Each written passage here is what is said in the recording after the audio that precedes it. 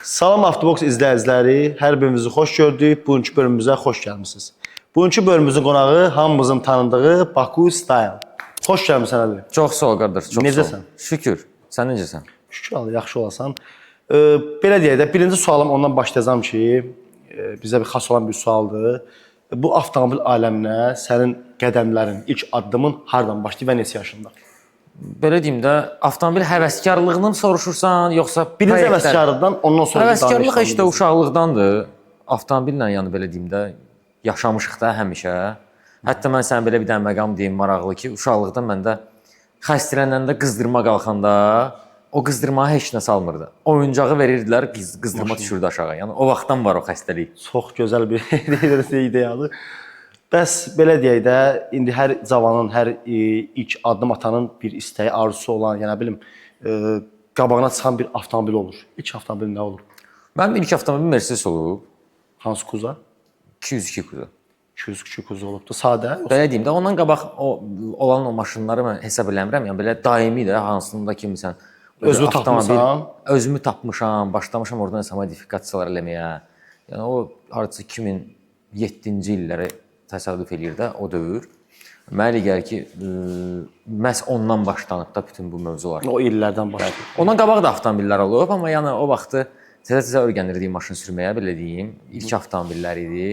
Yəni ona görə orada hər hansı bir maşın modifikasiya dəyişmək, nəsə eləmək həvəsi olmayıb deyə. Yəni olub həvəs, amma zaten indi həm maliyyə məsələləri, tələbəlik vaxtları idi. Bunları hamısını götürsən, ona görə istər-istəməz yəni 202 C-klassdan belə deyim də başlanıb avtomobilə nəsə ideal vəziyyətə gətirmə həvəsi də belə deyim. Bəs bazardın onu? O avtomobildə bazardın onu? Yəni modifikasiyasını istədiyini tapdın deyən hər şey. İstədiyim vəziyyətə gətirilib, çıxarılıb, yəni ideal vəziyyət. Mənim üçün ən əsas avtomobillərdən onun vəziyyətidir. Yəni ilk növbədə vəziyyətidir. Yəni istər çöldən, istər daxildən avtomobil ideal vəziyyətdə olmalıdır da, yəni hər bir detalı. Bəs ilk addımı atan bir insan üçün nələrə göz alınmalıdır? Yəni deyək ki, biraz ilk addım atır, avtomobil alır, başlayır. O sualları əslində mənə izləyicilər çox verir. Hər dəfə məsələn hər hansı bir maşınları müqayisə etməyi xahiş edirlər. Məsələn, tam Hyundai Accent yaxşıdır, yoxsa Mercedes-Benz C-Class? Yaxud da məsələn fərqli illər, ümumiyyətlə də məsələn 99-cu ilin maşını ilə 2012-ci ilin, 2011-ci ilin avtomobili müqayisə edirlər ki, bunu alım yoxsa bunu alım. Birincisi o yanaşma da düzgün deyil. Əslində mən həmişə cavabım nə olur ki, hansının vəziyyəti yaxşıdırsa o. Məsələn, hətta belə bir məqamı sənə deyim ki, məsələn adam var ki, məsələn BMW E39 ala bilər. Amma zəif vəziyyətdə E60 da ala bilər. Adam var ki, tikəşir ki, yox, mən biraz təzə model alım.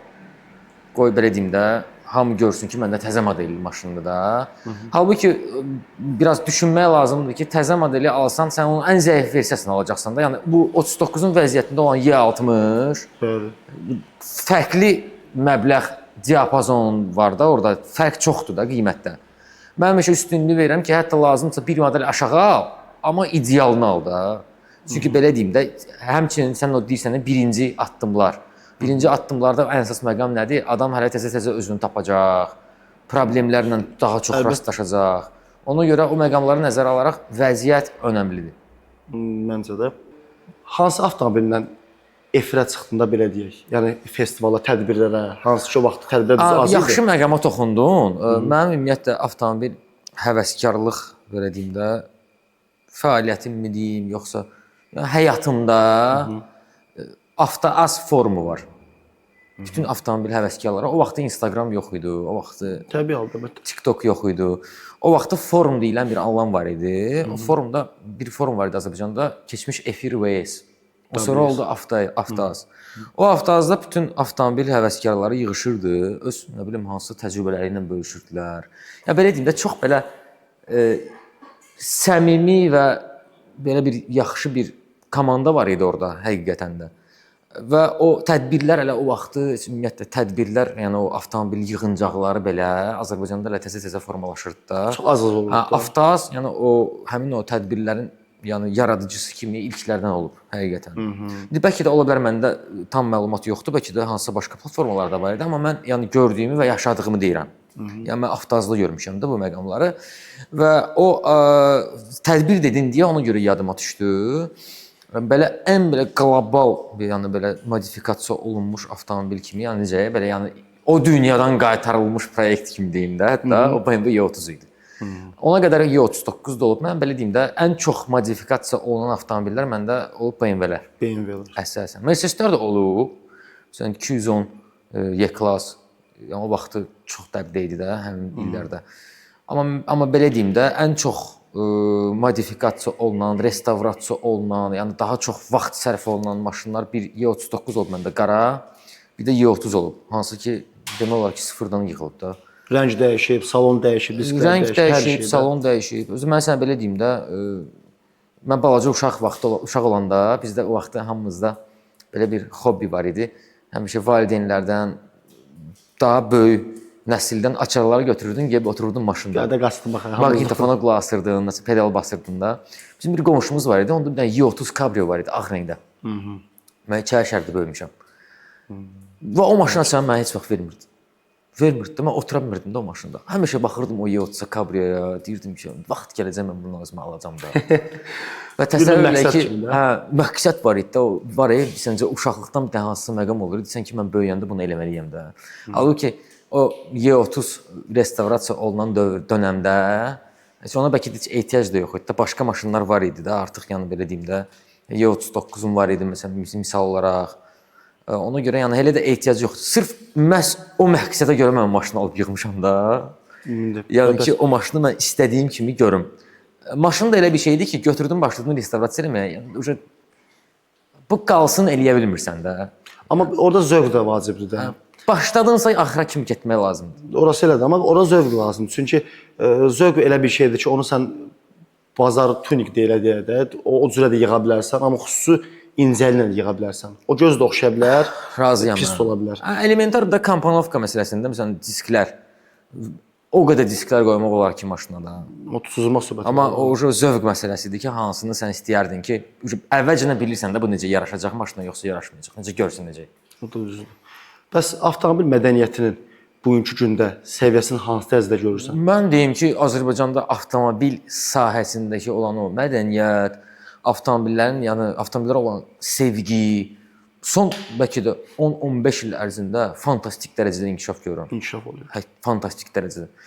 Belə deyim də, bizdə ümumiyyətlə avtomobil sahəsi bir neçə sektorlara bölünür də. Məsələn, var uşaqlar hansılar ki, idmanla məşğuldurlar, driftlə məşğuldurlar. Var uşaqlar hansılar ki, müəyyən upgrade-lərlə, yəni mühərrikə hansısa upgrade-ləri eləməsində daha çox israrlıdırlar, belə deyim. Və bu 10-15 il bundan qabaq yox idi də. Yəni bəlkə də var idisə də, yəni bu səviyyədə, bu miqyasda deyildi.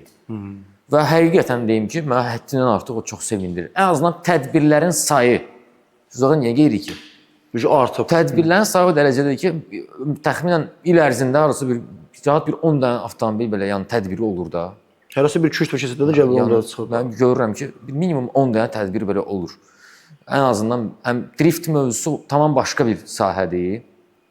Yəni həqiqətən də bizim pilotlarımıza uğurlar arzu eləmək istəyirəm ki, bizim Azərbaycanı bu idman yarışlarında, bu sahədə təmsil edirlər. Müəyyən səviyyədə çatdırırlar. Ona görə də yəni onların da işi çox ağırdır və hər dəfə deyirəm, icazə versənsə burada da deyim ki, çox istəyirəm ki, ölkəmizdə beynəlxalq standartlara əsasən bir trek olsun. Çünki pilotlar həqiqətən də çox əziyyət çəkir. Bəli. Belə təsəvvür elə ki, hansısa bir tələbələrlə məşğul olan zaman maşını qoy evakuatora, apar trekə, orada dərsi keç. Sonra yüksək məbləğ qarşılığında yəni. Ödənişləri elə. Ondan sonra yenə təzədən maşını qoy evakuatora, apar qoy obratno qaraja. Bunlar hamısı maliyyədir, vaxtdır. Yəni beynəlxalq standartlara əsasən baza olmalıdır da, pilotların maşınları bazada olmalıdır. Çıxdı trekdə məşqini elədi, qayıtdı. Düzdür. Bazaya. Yəni bu belə deyim də ölkədə yəni son 3-4 ay ərzində bəlkə fərqli yerlərdə mən bu mövzuya bir neçə dəfə toxunmuşam. Ölkəmizdə avtomobil idmanının inkişafı, avtomobil nə bilim tuninqi deyim, hansısa upgrade deyim, yəni bu bir həvəsdir də, bu bir hobbidir. Yəni bu hansısa bir xuliqanlıq hərəkətləri ilə heç bir aidiyyəti olmayan bir hobbidir. Əlbəttə. Bu həvəsdir, idmandır. Necə ki futbol var, hamımız izləyirik. Bu da bir idmanın növüdür. Yəni mənə elə gəlir ki, ölkəmizdə bu çox vacib, çoxdan lazımdır bu. Yəni inanın mənə ki, heç öz mənim sahəm deyil, yəni idman, mən avtomobil idmanı ilə məşğul olmuram da. Düzdür. Amma çox istəyirəm ki, həmin o idman sahəsinə, yəni can qoyan uşaqlar həqiqətən də yəni o trek olsun. Bugünkü imkanlarla belə bir nəticələr verilərsə, bu böyük bir uğur deməkdir. Görün məsələn belə deyim də o hansısa trek açılsa, müəyyən yerlər açılsa, düzəlsə, daha uğurlarımız daha da çox olar. Daha da yəni inkişaf eləyərik. Yəni mən belə başa düşürəm. Əlbəttə. Çünki çox çətindir. Onların bayaq o məsələyə toxundun, təkəridir, yağıdır, nə bilim zapçastıdır, ora məsələn girişidir. Bugünkü bir də bu gündə bilirik ki, bir dənə bizim trekimiz o da Bakubasdadır. O da müəyyən yüksək summa ilə yəni qəbul olunur ora maşınlar. O da ki pilotların narazılığına səbəb olur. Çünki başqa bir yerdə də yoxdur. Yəni ki onu hansısa bir belə deyim də o yarışları, məşqlər eləsinlər. Yox, Bakubas da əslində belə deyim, Bakubas da bugünkü gün o da bir hansısa inkişafın bir növüdür. Yəni vaxt var idi, heç o da yox idi. Düzdür. Yəni ona görə o var deyə ən azından mən özüm indi kontent yaradıcısıyam da belə deyim. Məsələn hansısa ideya gəlir, hansısa kontent eləmək istəyirsən, aydın məsələdir ki, Azərbaycan Respublikasının qanunlarına hamımız hörmət edirik. Bəli. İctimai əsayişin qorunmasına hamımız yəni borcumuzdur. Bəli. Sadəcə elə bir yerin bugünkü gün olması belə, məsələn mənim şəxsən özümə bir kontent yaradıcısı kimi yəni əlverişlidir, çox əlverişlidir. Düzdür. Amma idman üçün ən azından bir baza, ondan sonra idman növləri təkcə drift deyil də. Yəni belə deyim, bizdə istedadlı uşaqlar var. Neçə illərdir avtomobilləri, yəni drag yarışlar üçün, yəni 402 metrəyə. Düzdür. Avtomobilləri upgrade edirlər. Yəni bu adam təsəvvür etsən də həvəskardır, hobbisi var. Ümumi dünyadan, başqa-başqa ölkələrdən xüsusi ehtiyat hissləri gətirir, müəyyən bolid düzəldir. Bunu hardasa yeyib yoxlamalıdır da. Düzdür. Real da, yəni məqsəd burada ondan ibarətdir ki, bu yoxlanmalıdır. Bunu yoxlaması üçün də əlbəttə ki, hamımız indi yaşab çatmışıq, anlayırıq ki, bunun üçün xüsusi yer olmalıdır. Bugünkü gün bildiyim qədərlə Bakubasın drag line-ı ümumiyyətlə heç bir yəni standartlara uyğun deyil. Qısadır. Qısa, çox qısadır. Və hər hansısa bir modifikasiyanı orada yoxlaya bilmirsən. Çünki hamımız təhlükəsizliyin qorunmasının tərəfdarıyıq. Ən başda tuturuq da düzdür. Amma yəni artıq bir pillə irəliləmək lazımdır mənə elə gəlir. Yəni beynəlxalq trek lazımdır. Yəni yetərincə yer də var. Çünki bizim qonşularımız var, qonşularımız da olmasa indi başqa digər ölkələrdə Qazaxıstanın özündə pik dərəcədə var. Qonşularımız var, Gürcüstanda var. Çoxdur. Həm qiymət baxımından ucuzdur, həm şərait baxımından daha geniş miqyaslıdır və daha uzunluq baxımından da əlverişlidir. Bu məqamlara yəni mənə elə gəlir ki, biraz inkişaf artıq gəlib çatmışıq o dərəcəyə ki, bizə artıq lazımdır o. Məncə düzdür. Bəs tədbirlər necə? Nə səviyyədə görürsüz tədbirləri? Tədbirlərin səviyyəsi qalxıb. Həddindən artıq qalxıb. Yəni ümumiyyətlə belə deyim də, avtomobil mədəniyyəti qabaq səmimi də yadıma gəlir ki, biz yığışırdıq hansısa marketin qarşısında parkinqdə. Səmimi deyirəm ha. O vaxt elə idi. O vaxt elə idi də. Yəni soyuqda, heç bir infrastruktur yox. Təsəvvür elə adi su alıb içə bilmirsən. Yəni bizim ürəyimizdə olan avtomobilə olan sevgi bizi qızışdırır da belə deyim. Düzdür. Amma indi məsələn baxırsan ki, tədbirlərin səviyyəsi artıb. Artıq tədbirlər, mən axırıncı tədbirlərdə olanda yadıma gəlir ki, tədbirlərdə artıq sponsorlar iştirak edir. Hansısa geyim, digər aksesuarlar, bunlar yəni təmsil olunur həmin o eventlərdə. Yəni bu özü bir böyük göstəricisidir. O vaxt yox idi elə şeylər. Düzdür, düzdür. Yəni ona görə yəni deməyim də odur ki, son 10 il ərzində vəziyyət tamam fərqlidir. Dəyişilib. Yaxşıya doğru dəyişilib və mən belə deyim də, indi bizim də müəyyən yaşımız var özümüzə görə. Bizdən daha balaca yaşda olanlar ən azından o yeni nəsildir də, onlar onu görməlidir. Çünki avtomobil elə bir şeydir ki, mənə gəlir ki, avtomobilə olan sevgi heç kəsə ziyan verməyib də. Yox. Ən gözəl mən deyim məşğuliyyətlərdən məncə deyərdim ki, biridir. Yəni o danılmaz faktdır. Bəs avtomobil aləmindən keçid eləməyə necə oldu bu? Bu belə deyək də bu çəkiliş. Mən belə deyim də, o vaxtı 2017-ci ilin sonu idi da, 2017-ci ilin sonunda mən avtomobil sayəsində müəyyən işlərlə məşğul olmağa başladım, təmirlə bağlı məşğul olmağa başladım. Gündən bir gün telefonu götürdüm. İndiyə kimi yanımda da ən birinci maşın Y53 48 idi, mənim öz maşınım idi. Mən o maşını almışdım və sökmüşdüm. sökdüm maşını, istəyirdim müəyyən modifikasiyalar eləyim də maşında. Əlbəttə ustaların köməyi ilə də. Və gördüm ki, buferlərdə girmetik, orada samarez, burada xamut. Yəni sökdükcə də görürəm ki, vəziyyət yəni o dərəcədə acınacaqlıdır ki də. Bir avtomobil həvəskarı kimi özü bu Y53 X5 təsəvvürlə Y30-dan sonra olub, Y39-lardan sonra olub, Y38-lərdən sonra olub. Yəni elə bir vəziyyəti görmək mənim üçün çox ürək ağrılı bir məqam idi də. Mənim istəyim o idi ki, mən göstərmək istəyirdim ki, eləməyin də belə, qurban olum sizə. Olmaz da belə eləmək də. Yəni salaskat da yəni elə də bahalı bir şey deyil. Yəni onu alıb ora yerdə bağlamaq mənə elə gəlir ki, elə də çətin bir şey deyil. Diqqətin şeydir, çoxdan diqqət eləmirdi. Necə gəldi? Sadəcə götürdüm bir dənə belə bir şey. O vaxtda Instagramda heç Reels formatı yox idi. Yox idi. IGTV idi, bir də belə horizontal versiya idi ancaq. O da 1 dəqiqə qədər idi deyəsən. Götürdüm adi story anlayışı yox idi. Yox idi, yox. Götürdüm o videonu qoydum Instagrama. Yəni özə bilsən necə? Kadr arxasından səslə danışıram. Özüm görsənmirəm. Maşını çəkirəm də. Gördüm ki, o fantastik səviyyədə baxışı var. Gördüm ki, başa düşdüm ki, bu insanlara maraqlıdır. Başladım o kontentləri çəkməyə. Elə 2018-ci ildə olub, 2017-ci ilin sonunda olub bu. Sonra başladım müəyyən vloqlar. O vaxt vloq deyirdik də biz onu. İndi də vloq deyirik. Mən belə deyim də, elə də populyar termin deyil də. Amma başladım digər formatda çəkməyə, artıq maşının qarşısında və başladım onları çəkməyə. Gördüm ki, okey də, yəni o Instagramda qısa metrajlı format o vaxtı yox idi, elə bir anlam. YouTube var idi. YouTube yəni inkişaf eləyirdi də, belə deyim də, ümumi fərqli sahələrdə avtomobil sahəsi. O vaxt Fəxrin özü də YouTube platformasının yəni daimi kontent yaradıcısıdır da. Amma Instagramda o qısa metrajlar təzə idi, yəni yox idi. Yox idi. Oradan başlandı bu mövzular. Fərqli maşınlar çəkdi. Yəni indiyən kimi yanımda orada bir dənə avtomobil də var idi. Bu gün qonağımız əsl day maşını. Bu gün qonağımız əsl day maşını. Sağ olun. Dəstək maraqlı. Ona görə belə oradan başlayıb. Çox gözəl. Amma o elə yəni səmimi videolar həmişə cəmiyyətin marağını cəlb edib, diqqətini çəkibdi. Şablon temalar yox heç. O vaxtda o idi ki, izləyici istəyir kadrda o necə ki dostu ilə oturur axşam çay içirik. Necə biz insanla oturub səmimi söhbət eləyirik. Burada hər hansı bir standartlar yoxdur da. Yox, heç bir standart. Səmimi söhbət eləyirik də. Düzdür.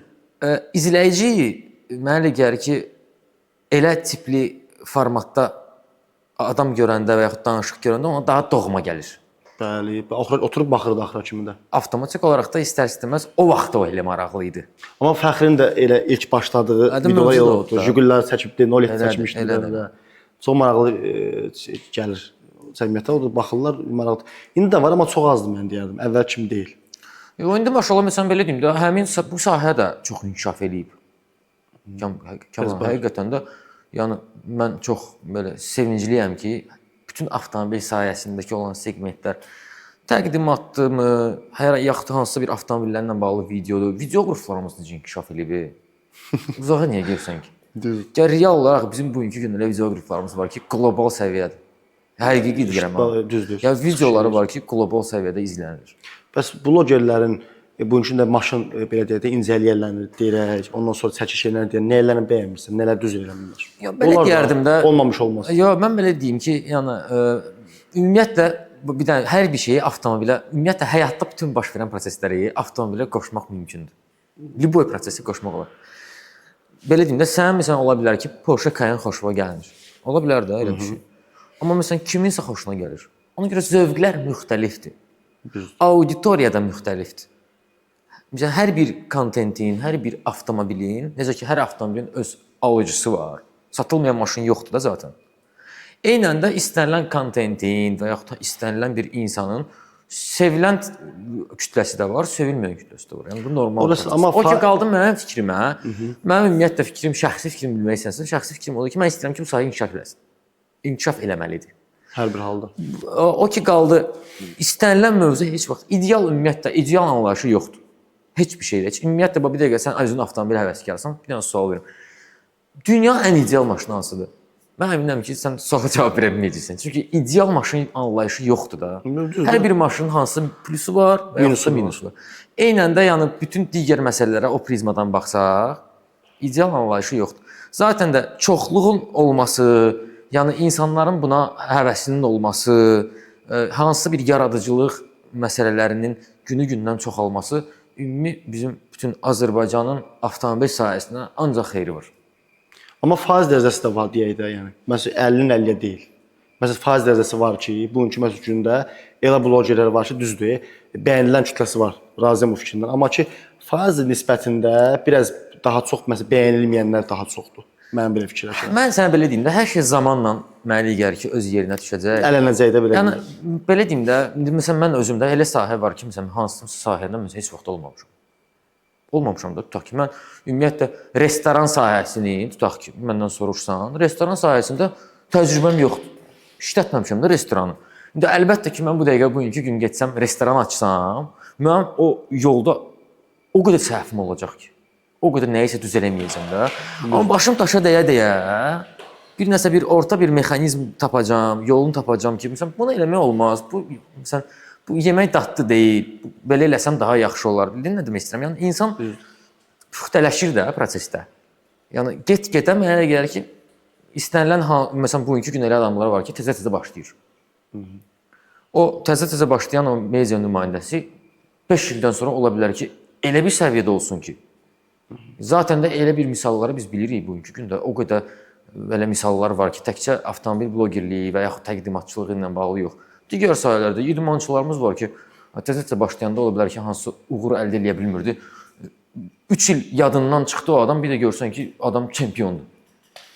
Fakt öz üzərində işləyir. Gözləmədiyi bir insandan da belə deyil. Yəni elə məqamlar da var da. Görə hər insan öz sadəcə mənə elə gəlir ki, biz hamımız dəstək olmalıyıq. Yeni kadrlara, yeni istedadlara dəstək olmaq lazımdır ki, onlar da öz üzərində inkişaf eləsinlər. Çox gözəl məsələyə toxundun. Mən ona həmişə deyirəm, dəstək hər tərəfli olmalıdır.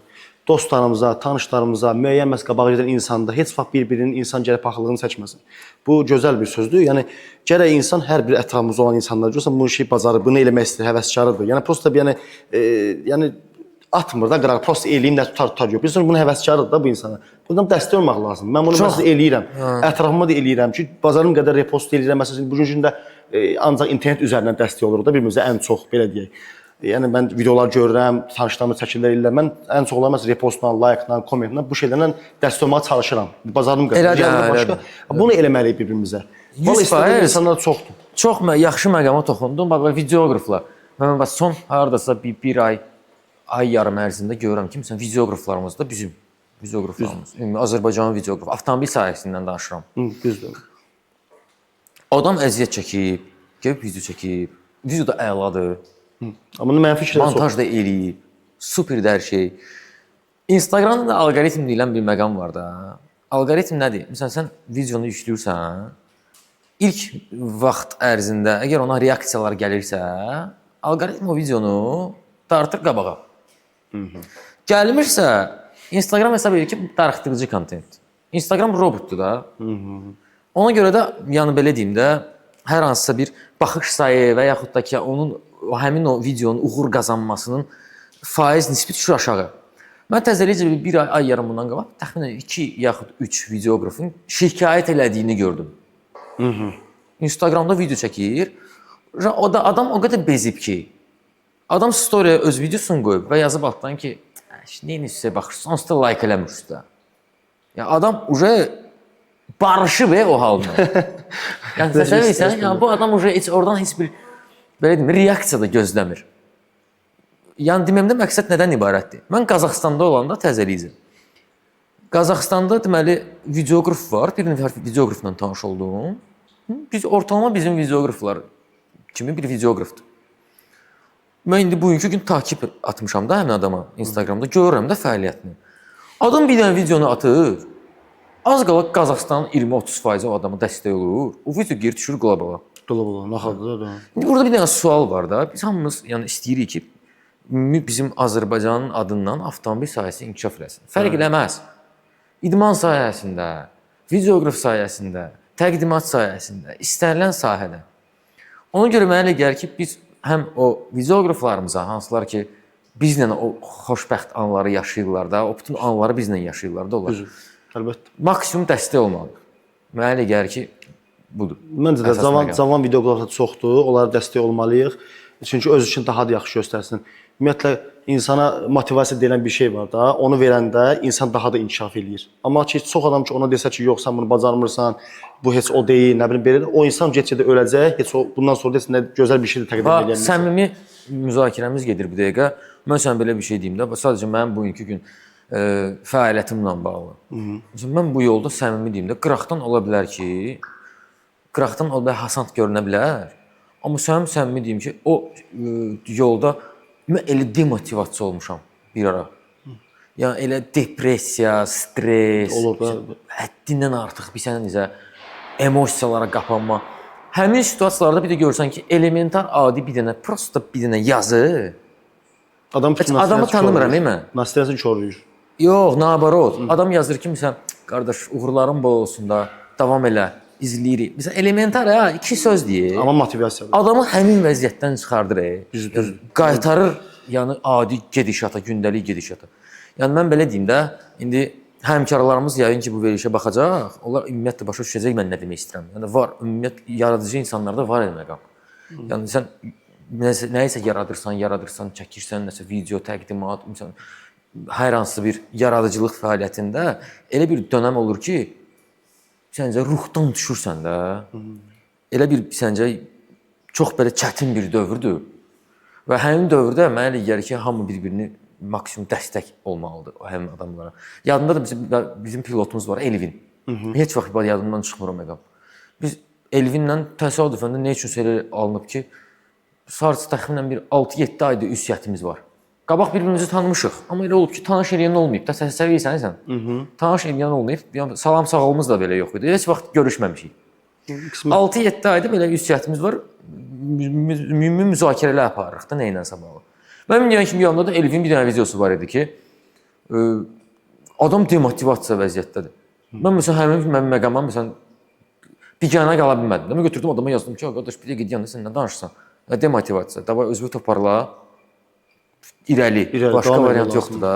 Yəni, tanımasam da belə, yəni realda, amma bir-birimizi hamımız görürük, bilirik. Yəni belə pis çıxmasın, Bakıda yaşayırıq da hamımız. Yəni elə məqamlar olanda mənə elə gəlir ki, hamı maksimum bir-birinə dəstək olmalıdır. Məsələn, zaten mən onun tərəfkarıyam. Mən də əlbəttə ki, olmalıdır.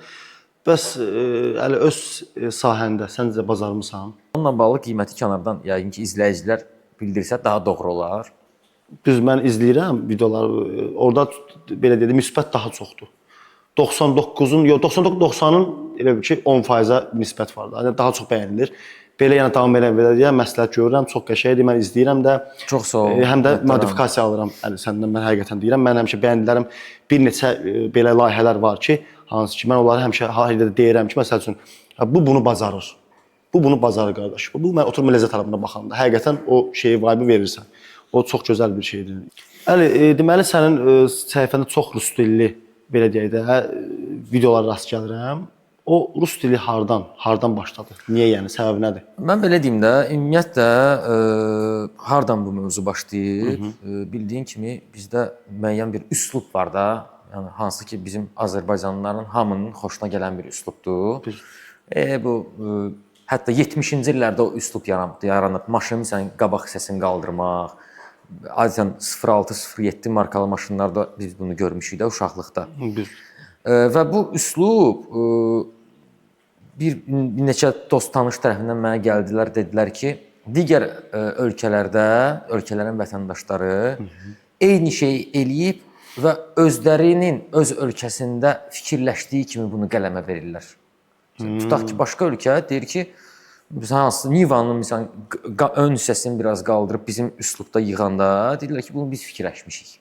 Və həmin auditoriya, yəni MDB məkanım olsun, digər ölkələr hansılar ki rus dilində başa düşür, onlara o fikri çatdırmaq və izah eləmək ki, bəs bunu Azərbaycan avtomobil həvəskarları fikirləşib. Bu yəni əslində bunun çox böyük tarixi var da. 70-ci illərdə bu əmələ gəlib həmin o üslub. Həmin o kütləyə Azərbaycan dilində onu izah eləmək mümkün deyil. Yalnız rus dilində o fikri çatdırmaq olar da ki, nəticə əldə eləyəsən. Ona görə bizim ümumi dünya azərbaycanlılarımızın həmrəyliyini də nəzərə alsaq, bizim azərbaycanlıların başqa ölkələrdə yaşadığı və istifadə elədiyi həmin üslubda olan avtomobillərin videolarını həm səsləndirməsini rus dilində eləyirəm ki, o auditoriya onu başa düşsün. Eyni zamanda da bizdə Azərbaycanda həvəskarlar var da, indi belə deyim, o avtomobilləri bugünkü gün istismar eləmək də belə deyim, təhlükəsizlik qaydalarına əlbəttə ki, ziddir, razıyam. Lakin o artıq gündəlik nəqliyyat vasitəsi deyil də, o sadəcə bir muzey eksponatıdır. Adam da alıb, o üslubda yığıb, saxlayır da yadigar kimi özündə, qarajda, yəni həyət evində, bağda.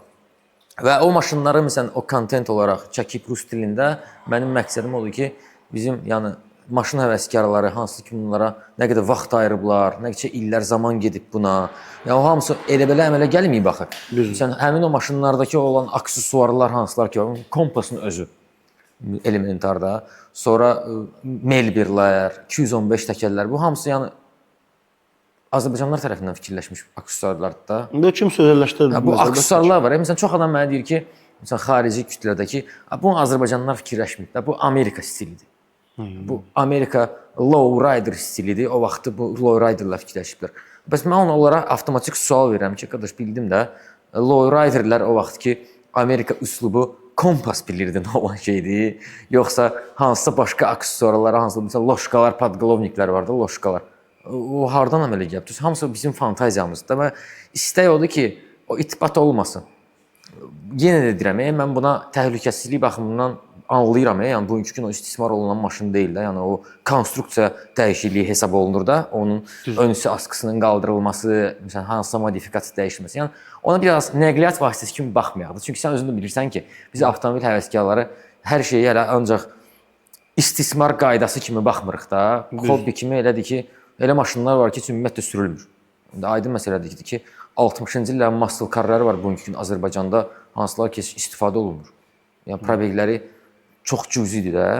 Saxlayırlar da yadigar kimi.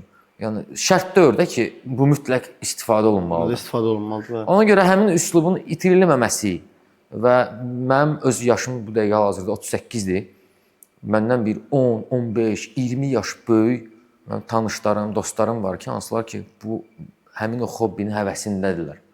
Və özlərində təxminən bir 15, 20 dənə, yəni həmin üslubda olan maşınlar var. O maşınlar sürülmür real olaraq. Amma yəni yaşayır da, bu yaşayır. Yəni yaşayır. İnşallah 2026-da nə kimi layihələrin var, nə kimi yenilər olacaq? Bu videona layihə ilə bağlı ola bilər, başqa bir şeylə bağlı ola bilər. 2026-cı ildə əslində 2026-cı ilə bağlı gözləntilər çoxdur. Ən əsası da odur ki, kontentin formatları, fərqli formatları olacaq. İl təzə başlayıb, artıq onunla bağlı böyük işlər görülüb, bir çox işlər görülüb. İndi hələ izləyicilər görməyiblər onu, amma yaxın zamanda onlar hamısı ictimaiyyətdə, yəni auditoriyaya göstəriləcək. Kontentin formatlarının dəyişilməsi, test drive'lar, yəni təkcə statik studiyada təqdimat videoları yox. Hansısa belə deyim də, imенно drive-da, yəni sükan arxasında emosiyaların ötürülməsi. Məsələn, mən əslində emosiya tərəfkarıyam. Hər bir avtomobil müəyyən bir emosiyadır. Məsələn, digər belə danışaq da, bizənli. Təsəvvür elə ki, sabah səhər tezdən bilirsən ki, səhər tezdən sən bir dənə təzə M5 alacaqsan özünə. M5 almısan, bu sabah səhər tezdən gedib götürəcəksən onu salondan təzə. Həyəcanlı olaram çox. İnan mənə ki, sən həmin gecəni yatmayacaqsan. 100%. Emosiyadır. Yaşamışam onu. Gözləyəcəksən də. Yəni budilnik də lazım olmayacaq qurmağa ki, sən səhər durasan. Şıtıq kimi sakit. O emosiyadır da.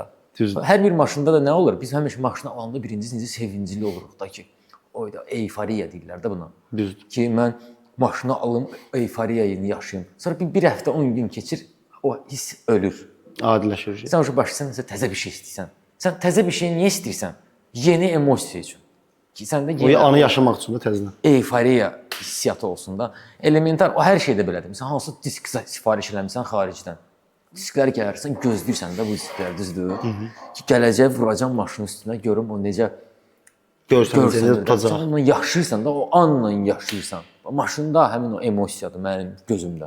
Emosi Ona görə çatdırırsan. mən fikirləşirəm ki, sürüş, yəni maşının sürülməsi, yəni adi o bütün o hissiyat var da. Məsələn bizim beynimizdə hər bir maşında hansısa bir hissiyat var da.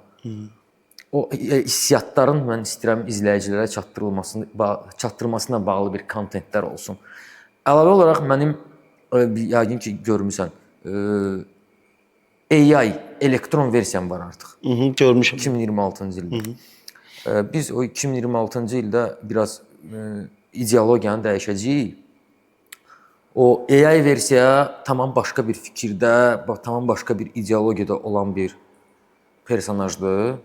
Mən tamam başqa bir ideologiyada olan personajam. Və bizim fikirlərimiz üst-üstə düşməyəcək. Və bizim fikirlərimiz üst-üstə düşmədiyi halda orada hər hansısa bir fikir mübadilələri olacaq ki, o da mənə elə gəlir ki, auditoriyaya maraqlı olacaq. Rəqabət də belə deyək. Rəqabət mi deyim? Yox, təkcə rəqabət yox. Məsələn, tutaq ki, indi mən belə deyim də, mən Hyundai həvəskarıyam, misal, o adam deyəcək, yox, mən Hyundai həvəskarı deyiləm, mən Kia həvəskarıyam. Yəni belə deyim də, auditoriya da axı bölünür. Auditoriyada da Hyundai həvəskarları var və Kia həvəskarları var. Avtomatik olaraq iki fikir ortaya çıxacaq. Və auditoriyada bu mənə elə gəlir ki, maraqla qarşılana bilər. Ən azından mən fikirləşirəm ki, maraqlı olacaq, belə deyim. Əlavə olaraq da yenə də drift mövzusu ilə bağlı Rəhmandır, sonra Adildir, bizim pilotlarımız. Onların bütün tədbir, drift tədbirlərində mən media ambasador kimi iştirak edəcəm. Onların mediada təmsilçiliyi ilə bağlı mənim müəyyən bir rolum olacaq. Bu da bir yenilik. Ona görə drift kontenti də gözlənilir və mən drifti bacarmıram və mən özümü ümumiyyətlə pilot hesab etmirəm. Sadəcə marağa, sadəcə də istəyirəm ki, hansısa pilotlarımız belə deyim də öyrətsinlər, belə deyim. İstəyirəm öyrənim də, prosta özüm üçün. Sırf özüm üçün də. Çünki belə deyim, təzəlikcə o emosiyaları mən bir drift bolidində yaşadım. Təkrar olunmaz bir emosiyalardır. Mən sərnişin olaraq o emosiyaları yaşadım. Mən təsəvvür edirəm ki, o pilot orada nə yaşayır da. Əlbəttə ki. Burada hansısa bir professional yanaşmadan söhbət getmir. Sadəcə istəyirəm o mənə elə gəlir ki, o emosiya mənə biraz da avtomobil həvəskarı olaraq mənə elə gəlir, hətta gecikmişəm mən ondan. Onun anı yaşamalıdır hər bir həvəskar. Yəni mən demirəm o mütəmadi şəkildə olacaq. Yəni ən azından kontent olaraq da maraqlı ola bilər ki, okey də mən məsələn başlasam məşqə misal üçün də hansı səhvlər eləyəcəm, hansı emosiyalarım olacaq, orada səmimi emosiyalar olacaq. Ən azından bir auditoriya istəyirəm onu görsün. Ki ümumiyyətlə məsələn bir insan hansı ki heç vaxt heç bir maşında drift eləməyib misal olaraq da belə deyim. Drift eləməyə başlayan zaman hansı çətinliklərlə qarşılaşır? Hansı səhvlərlə qarşılaşır və yaxud da ki yenə deyirəm, mən burada peşəkar driftdən danışmıram. Ümumiyyətlə ona illər lazımdır. O araları çatdırmaq da, yəni elementar da belə deyim. Yəni fikirləşirəm ki, bu tipli kontent də yəqin ki olacaq. İnşallah uğurlan bol olsun. Onsa o şeyləri biz gözləyirik, var maraqlarına baxırıq. Bu günə qədər videolar çəkmisən də, müəyyən avtomobillər, hər cürdə, hər sahədə avtomobillər olub orada. Ən çox maraq insana çəkən avtomobillər hansı illərin avtomobilləri olub? Mən belə deyim, bizdə Azərbaycanda əksər hallarda yenə deyirəm, emosiyaya bağlı olan məqamdır. Emosiyaya niyə görə bağlı olan məqamdır? Çünki bizim insanlar o avtomobillər hansılar ki, ata-aralarında olub, qohumlarında olub, özlərində nə vaxtsa olub və ya hansı səbəblərə görə dəyişiblər. Hətta elə adamlar mən bugünkü gün tanıyıram ki, son model, misal Mercedes idarə edir. Amma nə vaxtsa, haçansa onda hansısa maşın olub. Cavanlığında, orta yaşlarında və həmin video, avtomobilin videosu olanda bu adam ona daha maraqla izləyir. Çünki bu onun bir xatirələridir də. Daha doğma gəlir də, belə deyək. Daha doğma gəlir, daha xatirəlidir. Eyni zamanda indi belə deyim, bizim ölkədə əsasən Alman avtomobilləri daha çox sevilir. Alman avtomobilləri daha çox sevilir. Yəni o bildiyimiz Mercedesdir, BMW-dir, Audi'dir, Porsche'dir. Yəni bu avtomobillərə yəni maraq həmişə olub və zaten də bugünkü gündə var. Mənə gəlir ki, bu maraq heç vaxt ölməyəcək. Mənim şəxsən özümdə də bu fakt belədir və ümumiyyətlə mənim üçün mən ayırmıram da onları. Ki, məsələn, Mercedes pisdir və yaxud BMW pisdir. Mən həmişə soruşanda ki, Mercedes yoxsa BMW, mən həmişə yəni hər birinin öz plusu var və yaxud minusu var. Ümumiyyətlə avtomobil mənim üçün bir geyim kimidir. İndi gəl bir real bir şey danışaq da. Kostyum, qalstuk, klassik ayaqqabını sən axı dostlarınla axşam görüşəndə geyinmirsən də ya. Düzdür. Yəni necə ki geyimin, rahat paltar geyinirsən. Geyimin hər bir uyğun yeri var. Bəli. Maşının da həmçinin. Yəni Roadster avtomobil yəqin ki, var insanlar var ki, hansılar ki, gündəlik də istifadə edə bilər, okey, amma yəni onun bir məqsəd yönlü bir hansısa bir istifadə qaydası var da. Məsələn, tutaq ki, 5-ci gün axşam çıxdın işdən sonra, həmin o emosiyonu aldın. 6-cı gün və yaxud bazar günü. Sən belə deyim də, hər bir maşının hansısa bir məqsədi var da, belə deyim, hara onu istifadə etmək olar. Yəni yəqin ki, biz Lamborghini ilə rayona səyahətə gedəsi deyilik. Təbii halda düzdür, orası yəni, o da elə. Bəs bugün də yəni elektrik avtomobillər çoxu təşkil edir ölkədə, özünü görürsən. Səncə necə? Yəni bu necə deyim, bu cəmiyyət buna hazırdırmı? Maraq daha çoxmudur? Ondan sonra istədiyimiz o vibe bizə verirmi o elektrik avtomobillər? O haqqda nə deyə bilərsən? Bax, elektromobil məsələsi ilə bağlı indi mən dediyim fikirlərlə bir çox adamlar ola bilər razılaşmasın. Bax, ona da mən fikirləşirəm ki, orada da mənim müəyyən öz şəxsi fikrim var da. Mən hesab edirəm ki, avtomobillər yenə edirəm də geyim kimidir. Elektromobil də nəqliyyat vasitəsinin bir növüdür. Və elektromobil o halda gözəldir ki, o tək maşın deyil. O tək maşın olmayan da, məsələn, tam 2 nəqliyyat vasitən var. Və elektromobilin, onlardan biri elektromobildir, belə deyim. Onun da gözəldir. Səbəbi də nədir? İndi aydın məsələdə biz avtomobil həvəskarıyıq, biz sevirik ki, mühərrik həcmi böyük olmalıdır, silindr sayı çox olmalıdır, V8, V12, V10. Okey. Amma o maşını da axı V12-ni gündəlik həftənin 7 günü sürmək də yəni yəqin ki, yorar da. Düzdür, yorur. Yəni, bizim həyatımızda da axı müəyyən məqamlar var. İşlə bağlı gedirsən harasa, evdəkilərlə bağlı hansısa bir məsələn işlər var. Ən azından evin müəyyən məqamları var, hansılar ki, həll etməlisən. Təsəvvür etsən, o formatda V12 səhər saat 10-dan axşam saat 8-ə kimi mən şəxsən avtomobilə həvəskarım, amma həqiqətən deyim, çox adam yorulur. Yorulur, düz deyirsiniz. İndi elektrik maşının da plusu ondadır ki, mən elektrik maşında bir dənə xüsusiyyət nədir xoşuma gəlir? Fikirləşmək yoxdur.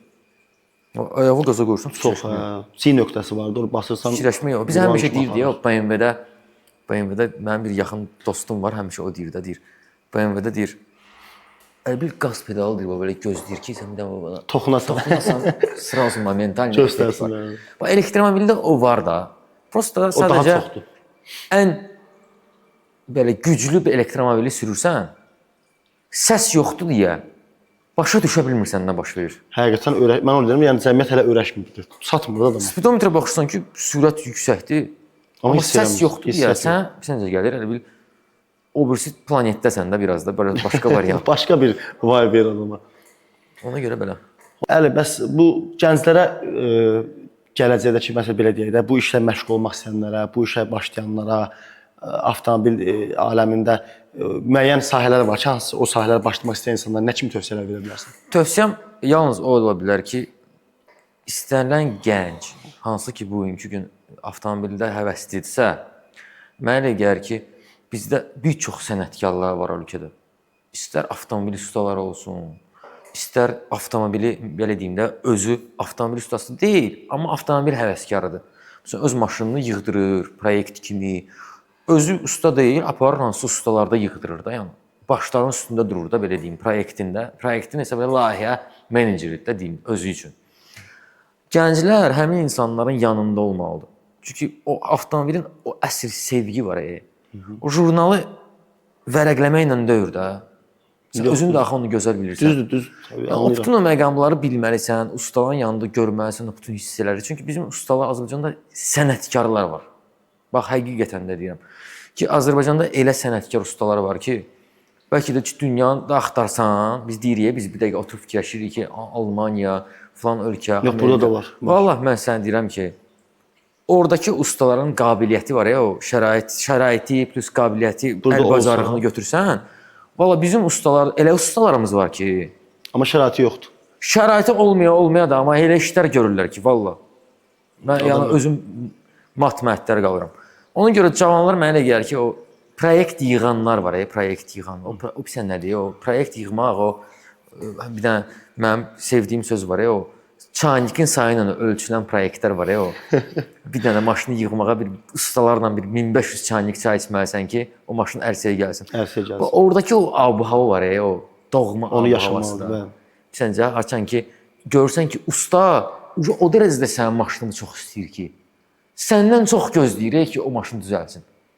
Yəni valla mən varam da bizim elə sənətkarlarımıza, həqiqətən. Var. Ona görə mən istəyirəm ki, daimi həm o prosesləri ha vaxtsa eləyənlər gənc nəsilə nəsə bir örnək olsunlar, nəsə öyrətsinlər ki, avtomobil sahəsini inkişaf eləsin. O gənc nəsil də, yəni belə deyim də, daimi öyrənməyə can atmalıdır. Gəlib baxmalıdır. Yəni maşının ehtiyat hissələrini hamısını əzbərləmək lazımdır. Yəni biz özümüz bir dəqiqə bəlkə 99% ehtiyat hissəsini əzbər bilirik ki, nə üçündür, nəyə görədir. Benzin nasos nə üçündür, bobin nə üçündür, müştük nə üçündür, hamısını əzbər bilirik də. Bunlar hamısını keçmiş. Ona görə yəni o prosesdən keçmədən avtomobil həvəskarı olmaq olmur da. Yox, hər şeyin öz yolu var da. Proyektdə ümumi layihə, hansı maşının restavrasiyası, yəni o adamı yəni bir böyük bir məktəbdir. Həqiqətən də böyük məktəbdir. Yəni robot üçün başlaya bilmərsən bu işə. Mən yəni belə deyim, bu tip verilişləri də dəstəkləyirəm. Məsələn, Avtoboksun özünə də uğurlar istəyirəm, arzu edirəm. Yəni bu da bir belə deyim də işıqlanmanın, medianın bir tərəfidir. Yəni indi təzə-təzə başlayır bu tip yəni yanaşmalarda. Ümumi dünyada da mən görürəm ki, məsələn, təkcə avtomobil sahəsində yox, digər sahələrdə də. Var. Yəni bu mövzunu mənə elə gəlir ki, inkişaf elətdirmək lazımdır. Yəni çox sağ ol gəldin, dəvətimizi qəbul edib, bugünkü qonağımız oldun. Çox maraqlı söhbətlər getdi. Çox şey öyrəndik həm mən, həm izləyicilər. Minnətdarıq sənə. Mən də təşəkkür edirəm Kamran. Mən də Avtoboksa da təşəkkür edirəm. 911 Avtohouse'da ki, belə bir məkanı ayırıblar ki, belə tipli verilişlər çəkilsin. Sizə yalnız uğurlar və müvəffəqiyyət. Çox sağ olun, minnətdarıq. Əziz Avtobus izləyiciləri, bugünkü bölümümüzün sonuna gəldik. Sizinlə bugünkü gündə bizim qonağımız Baku Style. Elə ki, kanal dəyişməyin. Necə deyərlər, həmişəki kimi Baku Style.